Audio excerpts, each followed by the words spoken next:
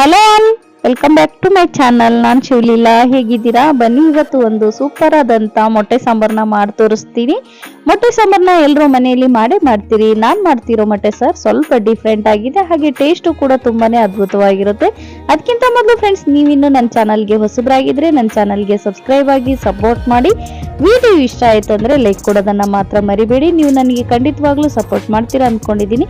ನಿಮ್ಮ ಸಪೋರ್ಟ್ ನಂಗೆ ತುಂಬಾನೇ ಮುಖ್ಯ. ಬನ್ನಿ ಈಗ ಸೂಪರ್ ಆದಂತ ಮೊಟ್ಟೆ ಸಾಂಬಾರ್ನ ಮಾಡ್ತಾ ಇದ್ದೀನಿ. ಈ ಮೊಟ್ಟೆ ಸಾಂಬಾರ್ನ ಅನ್ನದ ಜೊತೆ, ಚಪಾತಿ, ರೊಟ್ಟಿ ಜೊತೆ ಟೇಸ್ಟ್ ಮಾಡೋದಕ್ಕೆ ತುಂಬಾನೇ ಚೆನ್ನಾಗಿರುತ್ತೆ. ಈಗ ಮೊಟ್ಟೆ ಸಾಂಬಾರು ಮಾಡೋದಕ್ಕೆ ನಾನು ಮಿಕ್ಸರ್ ಜಾರ್ ತಗೊಂಡಿದ್ದೀನಿ. ಅರ್ಧ ಬಟ್ಲಷ್ಟು ತೆಂಗಿನಕಾಯಿನ ಹಾಕೊಳ್ತಾ ಇದ್ದೀನಿ. 1 ಇಂಚಿನಷ್ಟು ಚಕ್ಕೆ, ಹಾಗೆ ಸ್ವಲ್ಪ ಸೋಂಪು, 4 ಲವಂಗ, ಸ್ವಲ್ಪ ಮೆಣಸುಕಾಳನ್ನ ಹಾಕಿ ಇದನ್ನ ನಾನು ಗ್ರೈಂಡ್ ಮಾಡ್ಕೊಳ್ತೀನಿ. ಈಗ ನೋಡಿ, ಈ ರೀತಿ ಗ್ರೈಂಡ್ ಆಗಿದೆ. ಇದಕ್ಕೆ ಇವಾಗ ನಾನು 1 ಟೊಮೊಟೊನ ಹಾಕೊಳ್ತಾ ಇದ್ದೀನಿ. ಹಾಕಿ ಗ್ರೈಂಡ್ ಮಾಡಿದ್ದೀನಿ. ಬನ್ನಿ ಈಗ ಬಾಣಲಿನ ಬಿಸಿಗಿಟ್ಟಿದ್ದೀನಿ.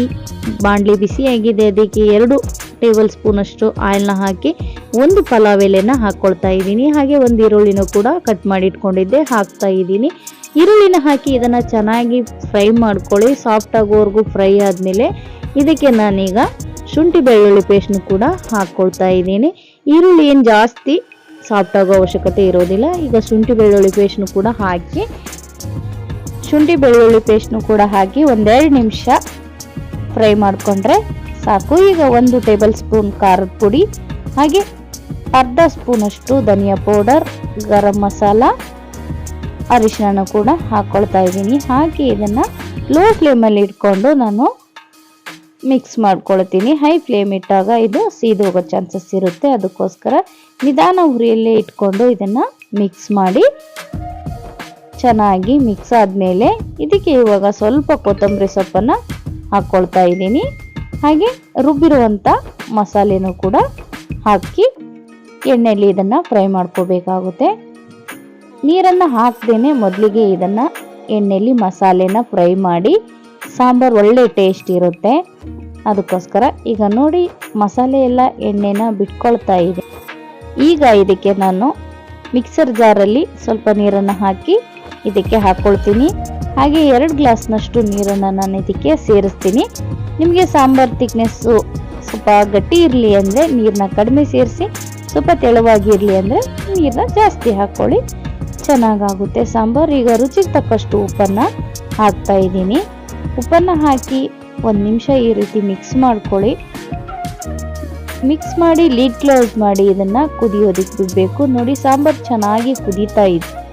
ಸಾಂಬಾರು ಈ ರೀತಿ ಒಂದು ಕುದಿ ಬಂದ್ಮೇಲೆ ಇದಕ್ಕೆ ಮೊಟ್ಟೆನ ಹಾಕೋಬೇಕು. ಈಗ ನಾನು 4 ಮೊಟ್ಟೆನ ಹಾಕೊಳ್ತಾ ಇದ್ದೀನಿ. ಮೊಟ್ಟೆನ ಬೌಲಲ್ಲಿ ಒಡೆದು ಹಾಕ್ತಾ ಇದ್ದೀನಿ. ಈ ರೀತಿ ಸಪ್ರೇಟ್ ಆಗಿ ಮೊಟ್ಟೆನ ಹಾಕೊಳ್ಳಿ. ಸಾಂಬಾರಲ್ಲಿ ತುಂಬಾನೇ ಚೆನ್ನಾಗಾಗುತ್ತೆ. ಈಗ ಇದು ಮೊಟ್ಟೆ ಹಾಕಿದ ತಕ್ಷಣನೇ ಇದನ್ನ ನಾವು ಮಿಕ್ಸ್ ಮಾಡ್ಕೋಬಾರ್ದು. 1-2 ನಿಮಿಷ ಇದನ್ನ ಕುದಿಯೋದಿಕ್ ಬಿಡಬೇಕು. ಇದು ಕುದಿ ಬಂದ್ಮೇಲೆ ಇದನ್ನ ನಿಧಾನಕ್ಕೆ ನಾವು ತಿರುಗಿಸ್ಕೋಬೇಕಾಗುತ್ತೆ. ಮೊಟ್ಟೆನ ಹಿಂದೆನೆ ಮೊಟ್ಟೆನ ಹಾಕಿದ ತಕ್ಷಣನೇ ತಿರುಗಿಸಿದ್ರೆ ಸಾಂಬಾರೆಲ್ಲ ಮಿಕ್ಸ್ ಮಾಡ್ಕೊಂಡ್ರೆ ಸಾಂಬಾರಲ್ಲಿ ಮೊಟ್ಟೆ ಎಲ್ಲ ಒಡೆದೋಗುತ್ತೆ. ಅದಕ್ಕೋಸ್ಕರ ಈಗ ನೋಡಿ, ಮೇಲ್ಗಡೆ ಕೊತ್ತಂಬರಿ ಸೊಪ್ಪನ್ನು ಹಾಕಿ 1-2 ನಿಮಿಷ ಕುದಿಯೋದಿಕ್ ಬಿಡ್ತೀನಿ. ಸಾಂಬಾರು ಕೂಡ ತುಂಬಾನೇ ಚೆನ್ನಾಗಿ ಕುದಿ ಬರ್ತಾ ಇದೆ. ಈಗ ನೋಡಿ, ಬಿಸಿಯಾದಂಥ ಮೊಟ್ಟೆ ಸಾಂಬಾರು ರೆಡಿ ಆಯಿತು. ಯಾವ ರೀತಿಯಾಗಿ ಕಾಣಿಸ್ತಾ ಇದೆ. ಮಾಡೋದು ಕೂಡ ತುಂಬಾನೇ ಈಸಿ. ಈ ಮೆಥಡ್ನ ನೀವು ಫಾಲೋ ಮಾಡಿ, ಡಿಫ್ರೆಂಟ್ ಆಗಿರುತ್ತೆ. ಹಾಗೆ ಸಾಂಬಾರು ಕೂಡ ಅಷ್ಟೇ ಅದ್ಭುತವಾಗಿರುತ್ತೆ. ಈ ರೆಸಿಪಿ ನಿಮ್ಗೆಲ್ರಿಗೂ ಇಷ್ಟವಾಯಿತು ಅಂದರೆ ನೀವು ಮನೇಲಿ ಒಂದ್ಸರಿ ಟ್ರೈ ಮಾಡಿ. ಹಾಗೆ ವಿಡಿಯೋ ಇಷ್ಟ ಆಯಿತು ಅಂದರೆ ನನ್ನ ಚಾನಲ್ಗೆ ಸಬ್ಸ್ಕ್ರೈಬ್ ಆಗೋದನ್ನ ಮಾತ್ರ ಮರಿಬೇಡಿ. ಪ್ಲೀಸ್ ಚಾನಲ್ಗೆ ಸಬ್ಸ್ಕ್ರೈಬ್ ಆಗಿ ಸಪೋರ್ಟ್ ಮಾಡಿ, ಲೈಕ್ ಕೊಡಿ, ಹಾಗೆ ವಿಡಿಯೋಸ್ಗಳನ್ನ ಶೇರ್ ಮಾಡಿ. ಮತ್ತೆ ಸಿಗ್ತೀನಿ ಇನ್ನೊಂದು ಡಿಫ್ರೆಂಟ್ ರೆಸಿಪಿಯೊಂದಿಗೆ. ಅಲ್ಲಿವರೆಗೂ ನಾನು ನಿಮ್ಮ ಮನೆ ಮಗಳು ಶಿವಲೀಲಾ ಮಾಡುವ ಪ್ರೀತಿಯ ನಮಸ್ಕಾರ.